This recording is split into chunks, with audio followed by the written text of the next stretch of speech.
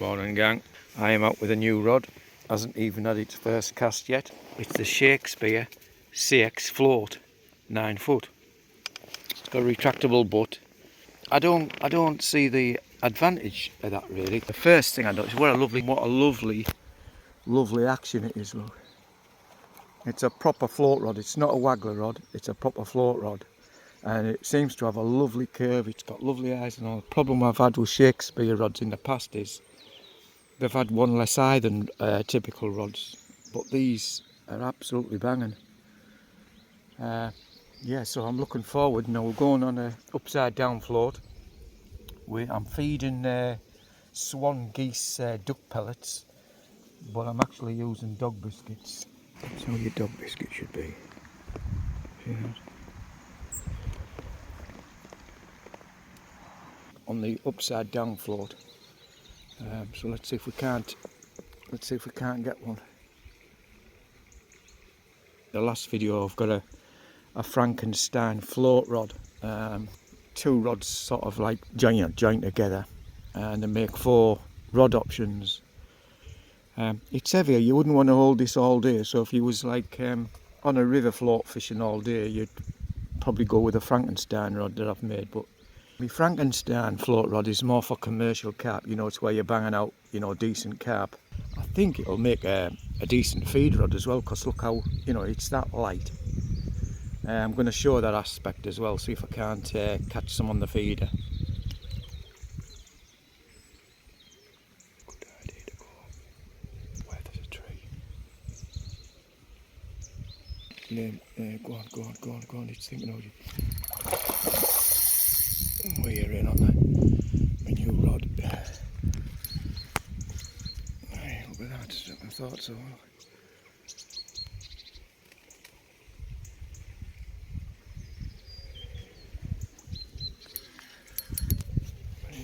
Sorry, the bend on it.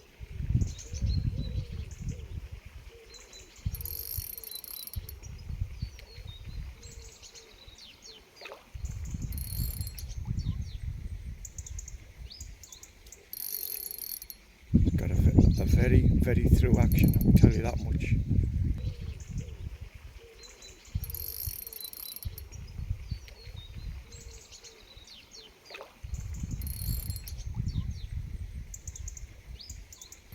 But yeah, loving the action.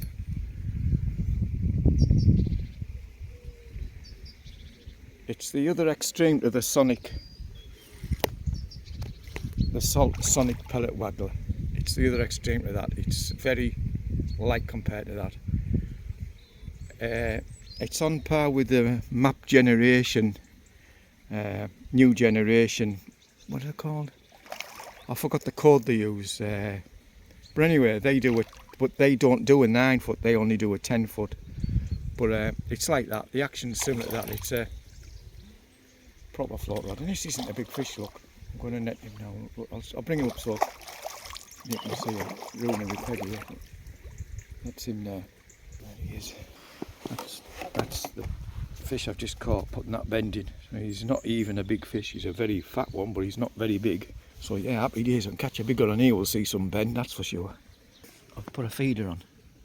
So we are going feeder fishing. We'll see what the bites are like on this float rod. We are feeder fishing with the Shakespeare CX float rod. It doesn't really make a lot of difference, I don't think, as long as it is a float rod, you know, a light float rod and not a pellet waggler. Pellet wagglers are far too stiff.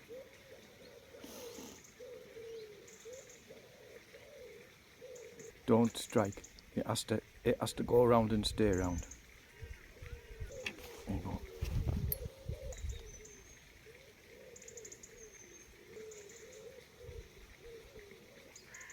That's him now. That's causing the bite and the bend in the rod, can you believe? Oh, absolutely loving it. I mean, for feeder fishing, obviously me Frankenstein rod, which I haven't bothered getting out yet, is much better. I mean, it's the best feeder rod you can get. If anyone's specific looking for a, you know, looking on YouTube, looking for the best feeder rod, check me Frankenstein rod out. It is bonkers good. I mean, you can't beat it. It's unbelievable. But this can do both. You might be walking along a river and you might decide to float fish. Then you want to legend. All I've done, look, I've just got a knot there. I don't know if you can see that on camera. There. Just tie a knot. Don't cut them too short though, because you know. Just a simple double loop. No, you couldn't get any easier. I'm just swapping between float and feeder. Right, I've cast it in just down here to the right. I was just getting a little.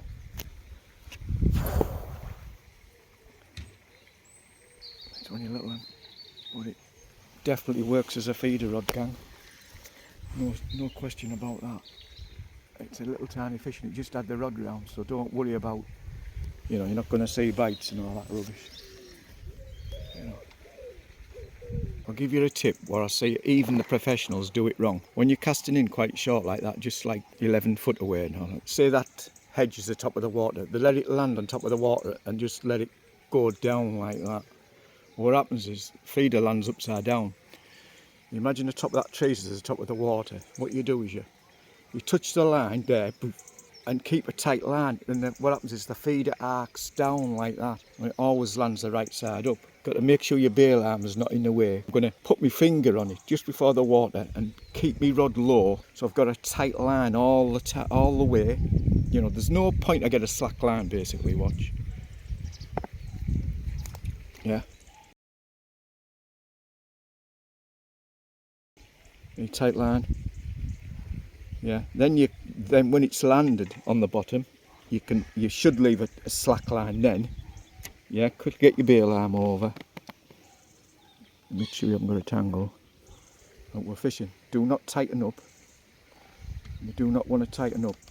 I've got my bail arm open in a position it's not in my way. What the plan is, just before the water, I'm going to stop the line. What I do is I flick the rod, but through the gear I'm going to lower my rod and get my rod low down. Just before it hits the water, I'm going to catch it with my finger. It's difficult to film, but the idea is, instead of the feeder going down like that in the water and landing and tipping over upside down, because I've got a tight line, I'm going to, basically the feeder will do this, it'll sort of like arc down, and because you've got a tight line, it'll always land the right way. So I'm going to try and show you. See, it's hard, it's a difficult thing to film, but yeah, caught the line, tight line, look.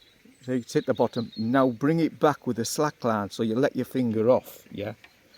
So it lands, it goes down the water with a tight line, it lands on a tight line, but then you let it off, and do not super tighten your line. You just want a slight droop, a very slight droop in your line.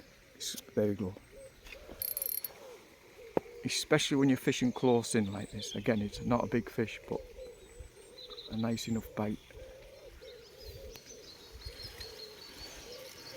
And when you're fishing close in like that, pull the fish away from, I'm feeding and catching there, so I'm pulling it to my left.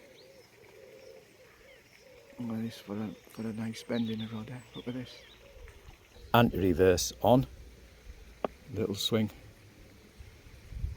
bigger swing, rod down, finger on the line, hit the bottom, finger off, eye behind the rod rest, rod on there. Get your bail arm over, get your line into that groove. Make sure there's no bow or loop or anything in your line there. Make sure there's no tangles. Last thing you want is catch a big fish and you can't land it because you've got a big tangle in down here somewhere. You know, wrapped around your reel, you know, the line's gone behind the spool, whatever, that kind of thing, you know. This is a good little hack, you know. If you come somewhere like me and it's all stony, you can't get your rod resting. I've got a pillar folded in half in my rucksack. And I just fold the straps back like that and it makes a lovely rod rest, and it's absolutely solid. It doesn't move about or anything. I've got 2 cans of Coke in each pocket to sort of like make it a bit heavy. But yeah, I don't have to worry about my bank sticks or anything. I don't like having an arm rest, rod rest on me chair, on my box. You're moving about and it's doing this on the tip all day. And I'm sure, and in fact I know, I'd bet my life on it, especially if it's a feeder, them vibrations going through the line, I'm sure if the line's moving, the fish can see it. Any animal, like a cat, there could be a bird there. If the bird was super stationary, it didn't blink, didn't do nothing, the cat won't see it.